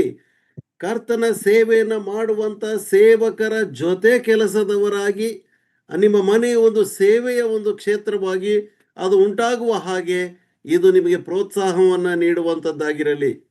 There are names like Priscilla. ಅಲ್ಲಿ ಹೆಸರುಗಳು ತಿಳಿಸಲ್ಪಟ್ಟದ್ದು ಕೆಲವರದ್ದು ಹೇಗೆಂದ್ರೆ ಪ್ರಿಸ್ಕಿಲಳು, Mary, ಮರಿಯಳು, ಮರಿಯಳು. verse 12, read verse 12, brother. 12ನೇ ವಚನ, ಕರ್ತನ ಸೇವೆಯಲ್ಲಿ ಪ್ರಯಾಸ ಪಟ್ಟವರಾದ ತ್ರುಫೈನಳಿಗೂ ತ್ರುಫೋಸಳಿಗೂ ವಂದನೆಗಳು. Then verse 12, Persis, Ruf, in verse 13. ಕರ್ತನ ಸೇವೆಯಲ್ಲಿ ಬಹಳವಾಗಿ ಪ್ರಯಾಸ ಪಟ್ಟಿರುವ ಪ್ರಿಯ ಪೆರ್ಸಿಸಳಿಗೆ ವಂದನೆ. Verse 13, Rufus. ರೂಫ್, ಪ್ರಸಿದ್ಧನಾದ ಕರ್ತನ ಭಕ್ತರಲ್ಲಿ ಪ್ರಸಿದ್ಧನಾದ ರೂಫನಿಗೂ ನನ್ನ ತಾಯಿ ಅಂತಿರುವ ಅವನ ತಾಯಿಗೂ ವಂದನೆಗಳು. Rufus' mother, many believe that this Rufus is the son of that Simon who carried the cross of Jesus for some time. ಅನೇಕರು ನಂಬುತ್ತಾರೆ ಏನೆಂಬುದಾಗಿ ಹೇಳಿದರೆ ಈ ರೂಫನ್ನು ಯಾರೆಂಬುದಾಗಿ ಹೇಳಿದರೆ ಸ್ವಲ್ಪ ಸಮಯ ಯೇಸುವಿನ ಶಿಲುಬೆಯನ್ನ ಹೊತ್ತುಕೊಂಡಂತ ಕುರೇನೆ ಪಟ್ಟಣದ ಸೀಮೋನನ ಮಗನೂ ಆಗಿದ್ದಾನೆ ಎಂಬುದಾಗಿ ಕೆಲವರು ನಂಬುತ್ತಾರೆ. And Rufus' mother is the wife of Simeon, and she was praised because she was almost a mother to Paul. ಅಲ್ಲಿ ಈ ರೂಫನ ತಾಯಿಯನ್ನ ಕೊಂಡಾಡುವಂತವರಾಗಿದ್ದಾರೆ. ಯಾಕೆ ಎಂಬುದಾಗಿ ಹೇಳಿದ್ರೆ ಹೆಚ್ಚು ಕಡಿಮೆ ಪೌಲನಿಗೆ ತಾಯಿಯ ಹಾಗೆ ಆಕೆಯು ನಡೆದುಕೊಂಡಿದ್ದಾಳೆ. There are still some names like Junius and Julia, verse 15. They're all seems to be women. 15ನೇ ವಚನದಲ್ಲಿ ನೋಡುವಾಗ ಯೂಲ್ಯಳು ಮತ್ತು ಫಿಲೋಗೋನನಿಗೂ ಯೂಲ್ಯಳಿಗೂ ನೇರ್ಯನಿಗೂ ಅವನ ತಂಗಿಗೂ ಒಲಂಪನಿಗೂ ಎಂಬುದಾಗಿ ನಾವು ನೋಡ್ತೇವೆ. ಅಲ್ಲಿ ಅನೇಕ ಸಹೋದರಿಯರ ಹೆಸರು ಕೊಡಲ್ಪಟ್ಟಿದೆ. Lastly, we meet Aquila and Priscilla in Ephesus. ಆಮೇಲೆ ಕೊನೆಯದಾಗಿ ನಾವು ಈ ಅಕ್ವಿಲ ಮತ್ತು ಪ್ರಿಸ್ಕಿಲ ನಾವು ಭೇಟಿ ಆಗ್ತಕ್ಕಂಥದ್ದು ಎಫೆಸ ಪಟ್ಟಣದಲ್ಲಿ. In 2 Timothy 4:19, 2ನೇ ತಿಮೋತಿ ಪತ್ರಿಕೆ 4ನೇ ಅಧ್ಯಾಯ 19ನೇ ವಚನದಲ್ಲಿ, before we go there, in Romans 16 we read about Aquila and Priscilla in verse 4. For my life they risk their own necks ಆದ್ರೆ ಅಲ್ಲಿಗೆ ಹೋಗೋದಕ್ಕಿಂತ ಮುಂಚಿತವಾಗಿ ರೋಮ ಪತ್ರಿಕೆ 16ನೇ ಅಧ್ಯಾಯ 4ನೇ ವಚನದಲ್ಲಿ ನೋಡುವ ಪ್ರಕಾರ ಆ ಪ್ರಿಸ್ಕಳು ಮತ್ತು ಅಕ್ವಿಲರು ನನ್ನ ಪ್ರಾಣದ ಸಂರಕ್ಷಣೆಗಾಗಿ ತಮ್ಮ ಪ್ರಾಣಗಳನ್ನು ಅಪಾಯಕ್ಕೆ ಗುರಿ ಮಾಡಿಕೊಂಡರು ಎಂಬುದಾಗಿ. We don't know how they did that. The details are not given. They were ready. They laid down their neck. In other words, they were ready to die for Apostle Paul. ಅಲ್ಲಿ ವಿವರಣೆಯು ಕೊಡಲ್ಪಟ್ಟಿಲ್ಲ. ಆದರೆ ನಾವು ಅರ್ಥ ಮಾಡಿಕೊಳ್ಳುವುದಾದರೆ ಪೌಲನಿಗಾಗಿ ತಮ್ಮ ಕುತ್ತಿಗೆಯನ್ನ ಕೊಡುವುದಕ್ಕೂ ಸಿದ್ಧರಾದಂತಹ ಕುಟುಂಬವು ಇವರಾಗಿದ್ದರು. They were not full-time workers like Paul. ಪೌಲನ ಹಾಗೆ ಇವರು ಪೂರ್ಣಾವಧಿ ಸೇವಕರಾಗಿರಲಿಲ್ಲ. But the further truth is revealed that they risked their life for Apostle Paul. ಆದರೆ ಅಲ್ಲಿ ತಿಳಿಸಲ್ಪಟ್ಟಿರುವಂತ ಸತ್ಯಾಂಶವೇನೆಂದರೆ ಪೌಲನ ಪ್ರಾಣಕ್ಕೆ ಅಪಾಯ ಬರುವಾಗ ತಮ್ಮ ಪ್ರಾಣವನ್ನು ಸಹ ಕೊಡುವಷ್ಟರ ಮಟ್ಟಿಗೆ ಅವರು ಅಪಾಯಕ್ಕೆ ಗುರಿ ಮಾಡಿಕೊಂಡರು ಎಂಬುದಾಗಿ. Gentile churches were grateful to them, this couple. ಈ ಒಂದು ಅನ್ಯ ಜನರ ಸಭೆಗಳವರೆಲ್ಲರೂ ಅವರ ಉಪಕಾರವನ್ನು ನೆನೆಸುವಂತವರಾಗಿದ್ದಾರೆ. What ministry can you do as a sister? It is amazing. God can use you in amazing way to in the vineyard of the Lord. ಕರ್ತನ ತೋಟದಲ್ಲಿ ಸಹೋದರಿಯಾಗಿ ಎಂತ ಅದ್ಭುತವಾದಂತ ಸೇವೆಯನ್ನ ಮಾಡುವಂತ ಒಂದು ಅವಕಾಶವನ್ನ ದೇವರು ನಿಮಗೆ ಅನುಗ್ರಹಿಸಿದ್ದಾನೆ. Come to Romans 16 verse 19. ರೋಮ ಪತ್ರಿಕೆ 16ನೇ ಅಧ್ಯಾಯ 19ನೇ ವಚನದಲ್ಲಿ I'm sorry, 1 Corinthians 16:19. Go to 1 Corinthians 16:19. ಮೊದಲನೇ ಕೊರಿಂಥ ಪತ್ರಿಕೆ 16ನೇ ಅಧ್ಯಾಯ 19ನೇ ವಚನ. ಮೊದಲನೇ ಕೊರಿಂಥ ಪತ್ರಿಕೆ 16ನೇ ಅಧ್ಯಾಯ 19ನೇ ವಚನ. ಆಸಿಯಾ ಸೀಮೆಯ ಸಭೆಗಳವರು ನಿಮಗೆ ವಂದನೆ ಹೇಳುತ್ತಾರೆ. ಅಕ್ವಿಲನು ಪ್ರಿಸ್ಕಳು ತಮ್ಮ ಮನೆಯಲ್ಲಿ ಕೂಡುವ ಸಭೆಯವರೊಂದಿಗೆ ಕರ್ತನ ಹೆಸರಿನಲ್ಲಿ ಅನೇಕ ವಂದನೆಗಳನ್ನು ಹೇಳುತ್ತಾರೆ. Here we read another truth that wherever this couple moved, they had a local assembly in their house. ಇಲ್ಲಿ ಒಂದು ಅದ್ಭುತವಾದಂತ ಸತ್ಯಾಂಶವೇನೆಂದರೆ ಈ ದಂಪತಿಗಳು ಅವರಿಗೆ ಯಾವುದೇ ಊರುಗಳಿಗೆ ಹೋದರೂ ಸಹ ಅವರ ಮನೆಯಲ್ಲಿ ಒಂದು ಸಭೆಯು, ಸ್ಥಳೀಯ ಸಭೆಯು ಅದು ಇತ್ತು ಎಂಬುದಾಗಿ ನಾವು ನೋಡುತ್ತೇವೆ. Imagine for a local church to be in a home, lot of sacrifice is required. ಒಂದು ಮನೆಯಲ್ಲಿ ಒಂದು ಸ್ಥಳೀಯ ಸಭೆ ನಡೆಯುತ್ತದೆ ಎಂಬುದಾಗಿ ಹೇಳಿದ್ರೆ ಅನೇಕ ತ್ಯಾಗಪೂರ್ವಕವಾದಂತ ಕಾರ್ಯಗಳು ಅಲ್ಲಿ ಬೇಕಾಗ್ತದೆ. Hospitality is needed. ಅತಿಥಿ ಸತ್ಕಾರ ಮಾಡಬೇಕಾಗ್ತದೆ. And a lot of people coming to the house, your floor may get dirty, your bathroom may be used by others. So it is possible that house may become dirty sometimes. Your children may be there, but to open a house for a local church is a work of sacrifice. ಅನೇಕ ಜನರು ಮನೆಗೆ ಪ್ರವೇಶಿಸುವುದರಿಂದ ಕೆಲವು ಸಾರಿ ಮನೆಯೆಲ್ಲ ಧೂಳಾಗಿ ಕೊಳೆಯಾಗಬಹುದು, ಅಥವಾ ಬಂದಂತ ಜನರು ಉಪಯೋಗಿಸ್ತಕ್ಕಂಥ ಶೌಚಾಲಯ ಅದು ಕೆಲವು ಸಾರಿ ಕೊಳೆಯಾಗಬಹುದು. ಆದರೆ ಆ ಮನೆಯು ಒಂದು ಸ್ಥಳೀಯ ಸಭೆಯಾಗಿ ನಡೆಯುವಾಗ ಎಂತ ಅದ್ಭುತವಾದಂತ ಸೇವೆಯು ಅಲ್ಲಿ ನಡೆಯುವಂತದ್ದಾಗಿದೆ. Early church mostly gathered in the homes. ಪ್ರಾರಂಭಿಕವಾಗಿ ಆದಿ ಸಭೆಗಳು ಮನೆಗಳಲ್ಲಿ ಕೂಡುತ್ತಾ ಇದ್ರು. In Acts chapter 12, we read about a Mary, that is John Mark's mother. That house was a praying house, a place where people could come and pray. ಅಲ್ಲಿ ಅಪೊಸ್ತಲರ ಕೃತ್ಯ 12ನೇ ಅಧ್ಯಾಯದಲ್ಲಿ ನೋಡುವ ಪ್ರಕಾರವಾಗಿ John ಮಾರ್ಕ್ನ ತಾಯಿಯಾದಂತ ಮರಿಯಳ ಮನೆಯಲ್ಲಿ ಪ್ರಾರ್ಥನೆಗಾಗಿ ಕೂಡಿ ಬರುತ್ತಾ ಇದ್ದರು ಎಂಬುದಾಗಿ ನೋಡುವಾಗ ಅದು ಪ್ರಾರ್ಥಿಸುವಂತ ಒಂದು ಮನೆಯದಾಗಿತ್ತು. Your house can be a house of prayer. You can call your fellow sisters, your neighbors, gather together and pray with them, encourage them, show hospitality. These are all amazing. Such people, Paul calls them my fellow workers. ನಿಮ್ಮ ಮನೆಯು ಅದು ಪ್ರಾರ್ಥನೆಯ ಮನೆಯಾಗಬಹುದು. ಸುತ್ತಮುತ್ತಲಿನ ಸಹೋದರಿಯರನ್ನ ಕೂಡಿಕೊಂಡು ಆ ಮನೆಯಲ್ಲಿ ಪ್ರಾರ್ಥಿಸುವಾಗ ಪೌಲನು ಹೇಳುವ ಪ್ರಕಾರವಾಗಿ ಇವರು ನನ್ನ ಜೊತೆ ಕೆಲಸದವರು ಎಂಬಂತ ಬಿರುದು ಉಂಟಾಗ್ತದೆ. Early church had no assembly halls or buildings. They all mostly gathered in homes. ಪ್ರಾರಂಭಿಕ ಆದಿ ಸಭೆಗಳು ಅವರಿಗೆ ಸಭಾ ಮಂದಿರಗಳಿರಲಿಲ್ಲ. ಅವರು ಮನೆಗಳಲ್ಲಿ ಕೂಡಿ ಬಂದವರಾಗಿ ಅವರು ದೇವರನ್ನ ಕೊಂಡಾಡುವಂತವರಾಗಿದ್ದರು.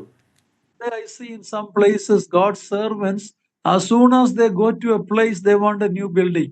They tell everybody, we want own building. Even before some souls are added, they want own building. ಇತ್ತೀಚಿನ ದಿವಸಗಳನ್ನು ನೋಡ್ತೇವೆ, ಸೇವಕರು ಹೋಗಿ ಒಂದು ಸ್ಥಳದಲ್ಲಿ ನೆಲೆ ಊರದರೋ ಇಲ್ವೋ ಆಗಲೇ ನಮಗೊಂದು ಕಟ್ಟಡ ಬೇಕು ಎಂಬುದಾಗಿ ಕೇಳಿಕೊಳ್ಳುವಂಥದ್ದನ್ನು ನೋಡ್ತೇವೆ. ಆತ್ಮಗಳನ್ನ ಗೆಲ್ಲುವ ಬದಲಾಗಿ ಬಿಲ್ಡಿಂಗ್ಗಳು ಬೇಕಾಗಿ ಇರುವಂಥದ್ದನ್ನ ಕೇಳಿಕೊಳ್ಳುವಂಥದ್ದನ್ನು ನೋಡುತ್ತೇವೆ. In today's context in our country, a building may be necessary. ಬಹುಶಃ ಈ ಒಂದು ದಿನಮಾನಗಳಲ್ಲಿ ನಮ್ಮ ದೇಶದ ಪರಿಸ್ಥಿತಿಗತಿಗಳಲ್ಲಿ ಒಂದು ಕಟ್ಟಡದ ಅವಶ್ಯಕತೆ ಇದೆ. I'm not telling that is wrong. ಅದು ತಪ್ಪು ಎಂಬುದಾಗಿ ನಾನು ಹೇಳ್ತಾ ಇಲ್ಲ.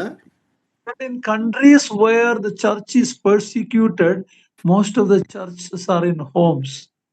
ಆದರೆ ಯಾವ ದೇಶಗಳಲ್ಲಿ ಹಿಂಸೆ ಇದೆಯೋ ಅಂತ ಸ್ಥಳಗಳಲ್ಲಿ ಅನೇಕ ಸಭೆಗಳು ಮನೆಗಳಲ್ಲಿ ಸೇರಿ ಬರುವಂತದ್ದಾಗಿರುತ್ತವೆ. Where there is more Christians and churches in which country? ಹೆಚ್ಚಿನ ಕ್ರೈಸ್ತರು ಮತ್ತು ಸಭೆಗಳು ಯಾವ ದೇಶದಲ್ಲಿದೆ ಗೊತ್ತಾ? It will be surprised you that it is in China. ನಿಮಗೆ ಆಶ್ಚರ್ಯವಾಗ್ತದೆ, ಅದು ಚೈನಾ ದೇಶದಲ್ಲಿ ಇದೆ ಎಂಬುದಾಗಿ.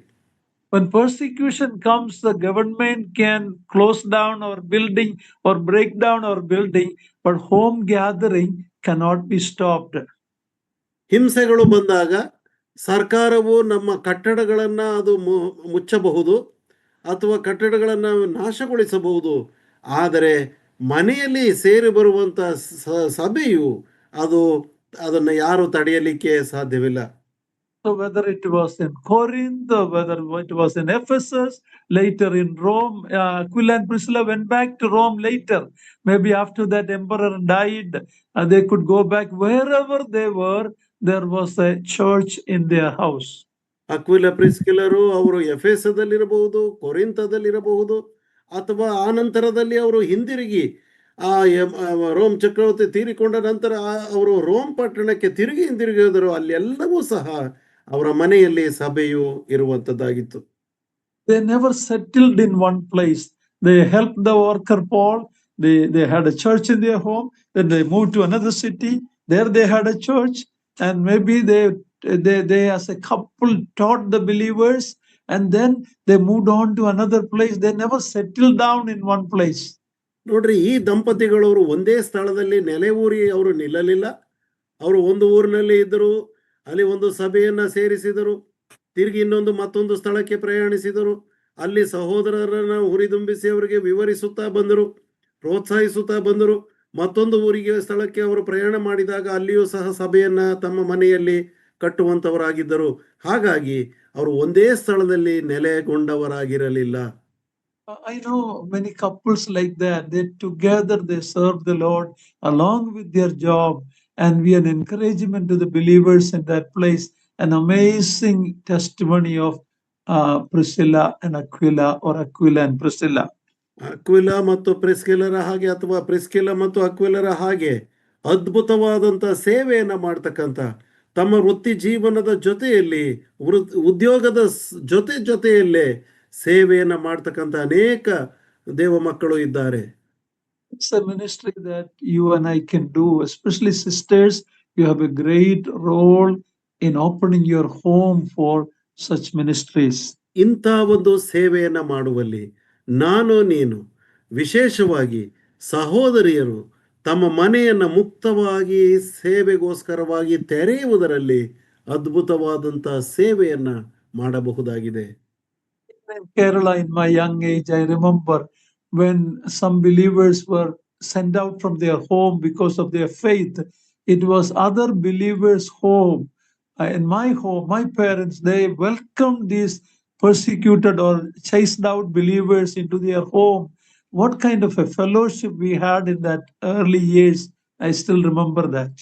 ನನಗೆ ನೆನಪು ಬರ್ತದೆ, ಕೇರಳದಲ್ಲಿ ಹಿಂಸೆ ಬಂದಾಗ ನಂಬಿದಂಥ ವಿಶ್ವಾಸಿಗಳು ಅವರನ್ನ ಮನೆಯಿಂದ ಆಚೆಗೆ ಹಾಕಿದಾಗ ನಮ್ಮ ಮನೆಗಳು, ವಿಶೇಷವಾಗಿ ಸಹೋದರರ ತಂದೆ ತಾಯಿಗಳು ಪ್ರೀತಿಯಿಂದ ಅವರನ್ನು ಮನೆಗೆ ಸ್ವೀಕರಿಸಿ ಅಲ್ಲಿ ಅವರನ್ನು ಪ್ರೋತ್ಸಾಹಿಸಿದಂಥ ಆ ದಿನಗಳು ಎಷ್ಟು ಅದ್ಭುತವಾದಂಥ ನೆನಪುಗಳು ಎಂಬುದಾಗಿ ನನಗೆ ಅನ್ನಿಸ್ತದೆ. How is our home, sisters? How is your home? ಸಹೋದರಿಯರೇ, ನಮ್ಮ ಮನೆಗಳು ಅಂದರೆ ನಿಮ್ಮ ಮನೆಗಳು ಹೇಗಿದೆ? Is it a home open for God's people? A home where you can have prayer meetings, fellowship meetings, even a local church if that is needed. You can be an Aquila and Priscilla. ನಿಮ್ಮ ಮನೆಗಳಲ್ಲಿ ಪ್ರಾರ್ಥನೆಗೋಸ್ಕರವಾಗಿ ತೆರೆಯಲ್ಪಟ್ಟಂತ ಸ್ಥಿತಿಯಲ್ಲಿದೆಯೋ ಅಥವಾ ಸ್ಥಳೀಯ ಸಭೆಯು ಸೇರಿ ಬಂದು ಪ್ರಾರ್ಥಿಸುವಂತ ಒಂದು ಮನೆಯಾಗಿ ಅದು ತೆರೆಯಲ್ಪಡುತ್ತದೋ? ಹಾಗೆ ಮಾಡುವುದಾದರೆ ನಿಮ್ಮ ಮನೆಯೂ ಸಹ ಅಕ್ವಿಲ ಮತ್ತು ಪ್ರಿಸ್ಕಿಲರ ಮನೆಯ ರೀತಿಯಲ್ಲೇ ಇರುವಂತದ್ದಾಗಿದೆ. After all these studies, never say I'm only a sister, what can I do? ಇಷ್ಟೆಲ್ಲ ಕಲಿಯುವಾಗ ನಾನು ಕೇವಲ ಸಹೋದರಿ, ನಾನೇನು ಸೇವೆ ಮಾಡಬಹುದು ಎಂಬುದಾಗಿ ಎಂದಿಗೂ ಸಹ ನೀವು ಹೇಳಬೇಡ್ರಿ. Sister's life, this couple's life are a challenge for us.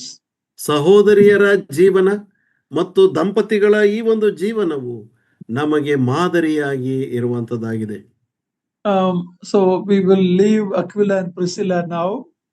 ಈಗ ನಾವಿಲ್ಲಿ ಅಕ್ವಿಲ ಮತ್ತು ಪ್ರಿಸ್ಕಿಲರನ್ನ ಇಲ್ಲಿಗೆ ನಾವು ಬಿಡ್ತೇವೆ. I'm sure we will meet them in heaven, and we have much to ask them. How could you do all this? How could you travel from place to place and serve with Apostle Paul and without being a full-time workers? How could you do all of this? I'm sure we can ask them when we get to heaven. ಬಹುಶಃ ನಾವು ಪರಲೋಕದಲ್ಲಿ ಇವರನ್ನ ಭೇಟಿಯಾದಾಗ, ಪ್ರಿಯ ಅಕ್ವಿಲ ಮತ್ತು ಪ್ರಿಸ್ಕಿಲರೇ, ನೀವು ಹೇಗೆ ಒಂದು ಊರಿನಿಂದ ಮತ್ತೊಂದು ಊರಿಗೆ ಪ್ರಯಾಣಿಸುತ್ತಾ ಬಂದಿರಿ? ನಿಮ್ಮ ಮನೆಯಲ್ಲಿ ಹೇಗೆ ಅದನ್ನು ಸಭೆಯಾಗಿ ನೀವು ಅಲ್ಲಿ ಕೂಡಿಸುವಂಥ ಕಾರ್ಯವನ್ನು ಮಾಡಿದಿರಿ?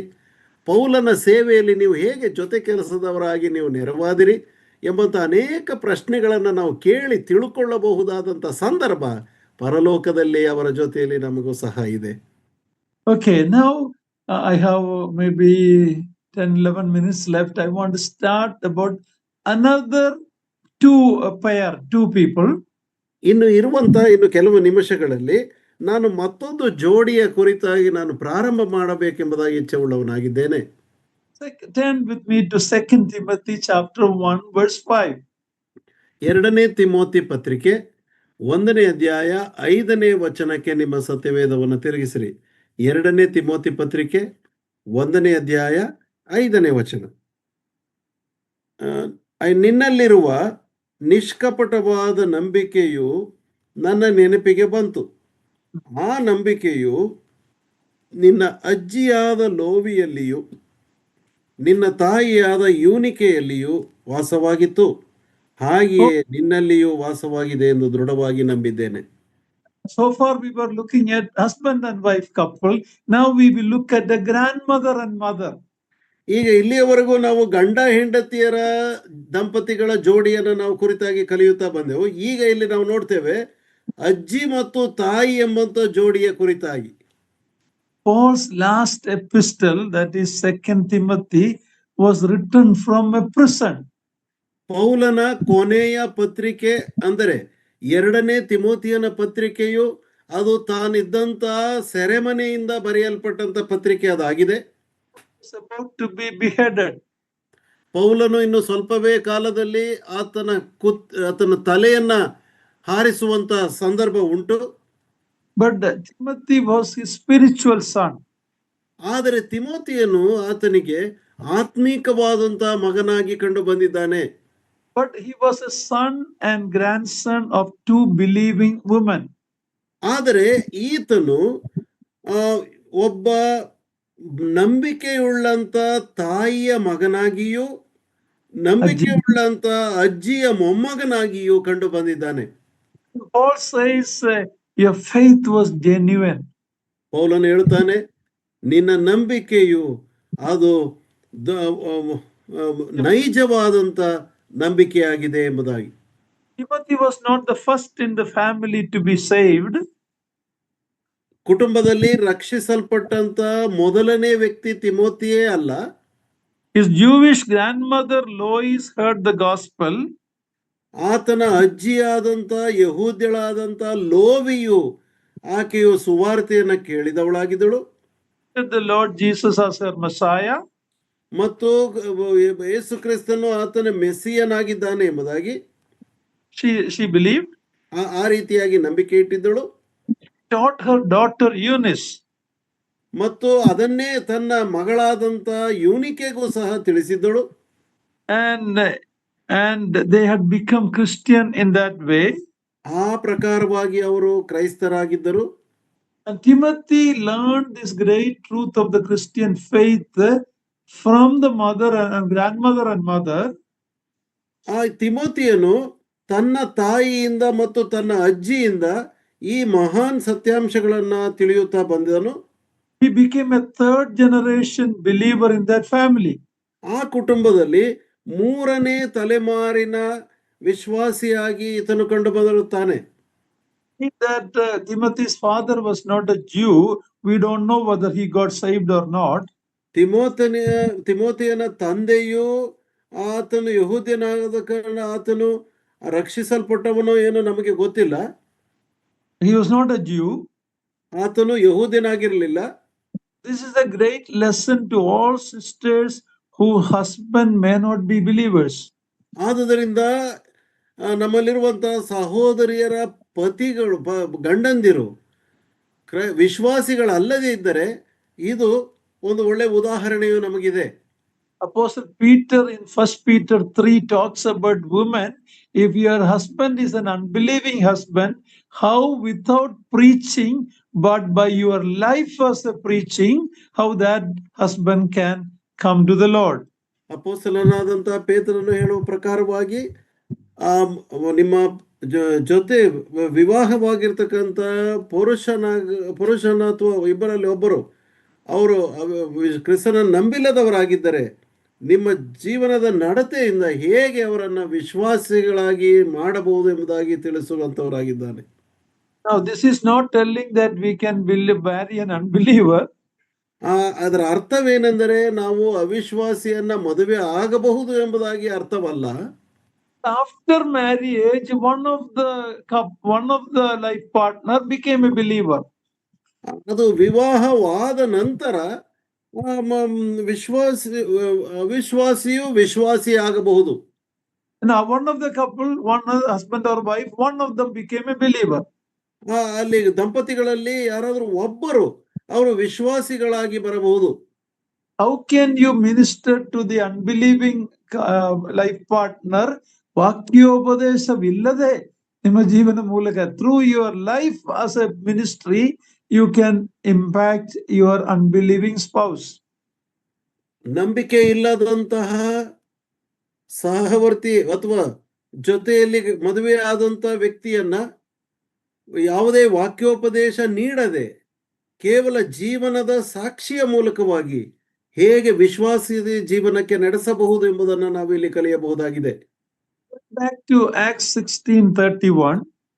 ನಾವು ತಿರುಗಿ ಅಪೊಸ್ತಲರ ಕೃತ್ಯ 16ನೇ ಅಧ್ಯಾಯ 31ನೇ ವಚನಕ್ಕೆ ಬರ್ತೇವೆ.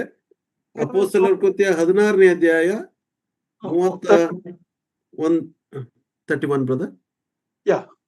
31ನೇ ವಚನ. ಏನು ಮಾಡಬೇಕೆಂದು ಕೇಳಲು ಅವರು, ಕರ್ತನಾದ ಯೇಸುವಿನ ಮೇಲೆ ನಂಬಿಕೆ ಇಡು, ಆಗ ನೀನು ರಕ್ಷಣೆ ಹೊಂದಿವಿ, ನಿನ್ನ ಮನೆಯವರು ರಕ್ಷಣೆ ಹೊಂದುವರು ಎಂದು ಹೇಳಿ ಅವನಿಗೂ ಅವನ ಮನೆಯಲ್ಲಿದ್ದವರೆಲ್ಲರಿಗೂ ದೇವರ ವಾಕ್ಯವನ್ನು ತಿಳಿಸಿದರು. Paul is talking to the Philippian jailer. We read that if you believe in the Lord, you will be saved and your household. ಪೌಲನು ಹೇಳುವಂತದ್ದು ಫಿಲಿಪ್ಪಿ ಪಟ್ಟಣದ ಸೆರೆಯ ಯಜಮಾನನಿಗೆ ಹೇಳುವಂತ ಮಾತು, ನೀನು ರಕ್ಷಣೆ ಹೊಂದಿದರೆ ನಿನ್ನ ಮನೆಯವರು ಸಹ ರಕ್ಷಣೆ ಹೊಂದುವರು ಎಂಬುದಾಗಿ. Although salvation cannot be inherited from believing parents, but you can have a great influence in the salvation of the rest of your family. ರಕ್ಷಣೆಯು ತಂದೆ ತಾಯಿಗಳ ಪಿತೃಗಳಿಂದ ವಂಶ ಪಾರಂಪರ್ಯವಾಗಿ ಅದನ್ನು ಪಡೆಯತಕ್ಕಂತ ಒಂದು ಕಾರ್ಯವೂ ಅದಾಗಿರುವುದಿಲ್ಲ.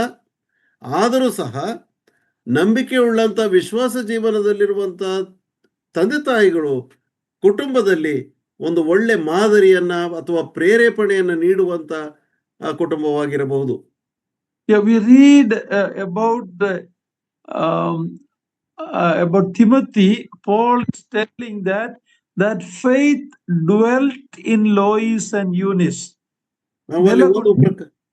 ನಾವು ಓದುವ ಪ್ರಕಾರವಾಗಿ ಆ ನಂಬಿಕೆಯು ಯೂನಿಕೆಯಲ್ಲಿಯೂ ಲೋವಿಯಲ್ಲಿಯೂ ಇತ್ತು ಎಂಬುದಾಗಿ ನಾವು ನೋಡುತ್ತೇವೆ.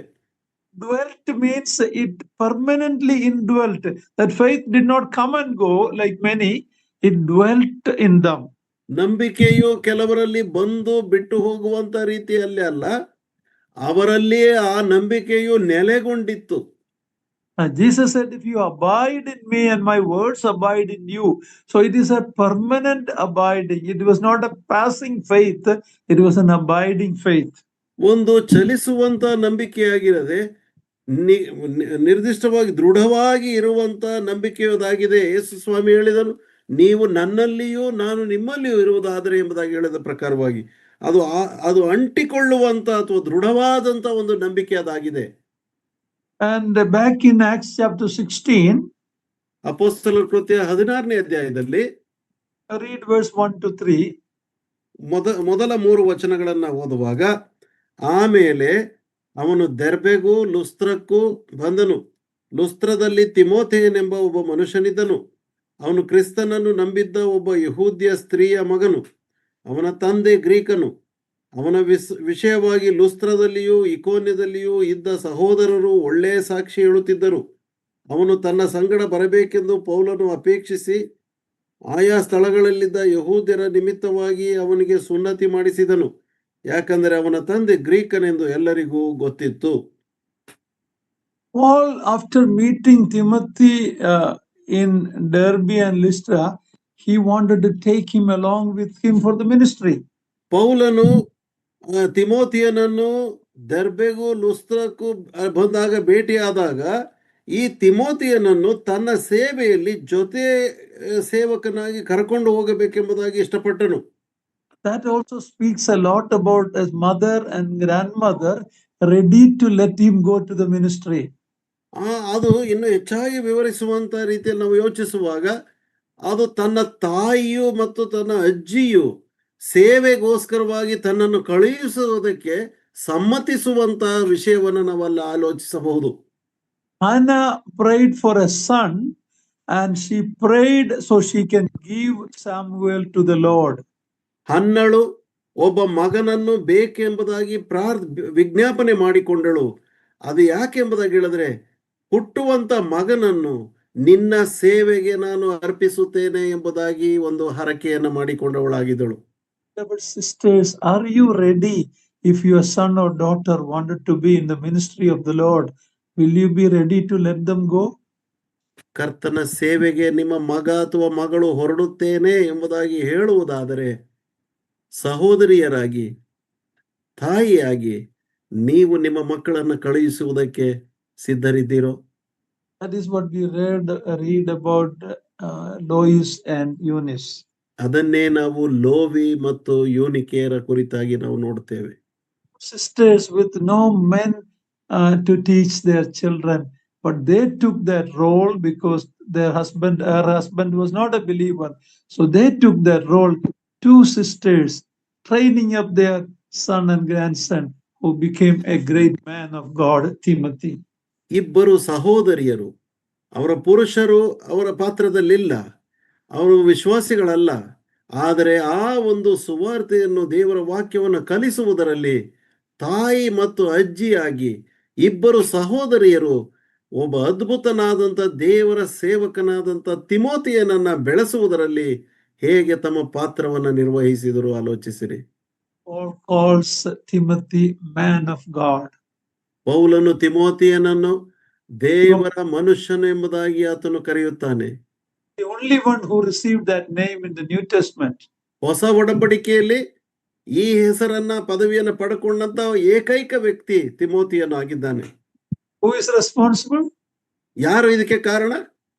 2 sisters, mother and grandmother and mother. ಇಬ್ಬರು ಸಹೋದರಿಯರು, ತಾಯಿ ಮತ್ತು ಅಜ್ಜಿ. I'm going to close it today here. Whether you are a single mother, whether you are a widow, whether you are a grandmother, my dear sisters, you have a great responsibility to raise your children and your grandchildren for the things of the Lord. ನಾವು ಮುಕ್ತಾಯ ಮಾಡುವುದಕ್ಕಿರುವಾಗ ಬಹುಶಃ ನೀವು ಏಕಾಂಗಿಯಾಗಿರ್ತಕ್ಕಂಥ ಮಹಿಳೆ ಆಗಿರಬಹುದು, ಒಬ್ಬ ವಿಧವೆ ಆಗಿರಬಹುದು, ಅಥವಾ ಒಬ್ಬ ಅಜ್ಜಿ ಆಗಿರಬಹುದು. ನಿಮಗೆ ಒಂದು ದೊಡ್ಡ ಒಂದು ಜವಾಬ್ದಾರಿಕೆ ಇದೆ. ನಿಮ್ಮ ಮಕ್ಕಳನ್ನು ದೇವರ ಭಯಭಕ್ತಿಯಲ್ಲಿ ಬೆಳೆಸುವ ಹಾಗೆ ಅವರನ್ನು ದೇವರ ಸೇವಕರನ್ನಾಗಿ ಮಾಡುವಂತ ಒಂದು ದೊಡ್ಡ ಜವಾಬ್ದಾರಿಕೆ ನಿಮ್ಮ ಕೈಯಲ್ಲಿದೆ. So Aquila and Priscilla, a husband and wife, and a grandmother and mother. ಆದುದರಿಂದ ಗಂಡ ಹೆಂಡತಿಯರಾದಂತ ಅಕ್ವಿಲ ಮತ್ತು ಪ್ರಿಸ್ಕಿಲರ ಹಾಗೆ, ಅಥವಾ ಅಜ್ಜಿ ಮತ್ತು ತಾಯಿ ಯೂನಿಕೆ ಮತ್ತು ಲೋವಿಯರ ಹಾಗೆ May God's name be glorified. Thank you. ಆ ರೀತಿಯಾಗಿ ನಾವು ನಡೆಯಬಹುದಾಗಿದೆ. ದೇವರ ನಾಮಕ್ಕೆ ಮಹಿಮೆ ಉಂಟಾಗಲಿ.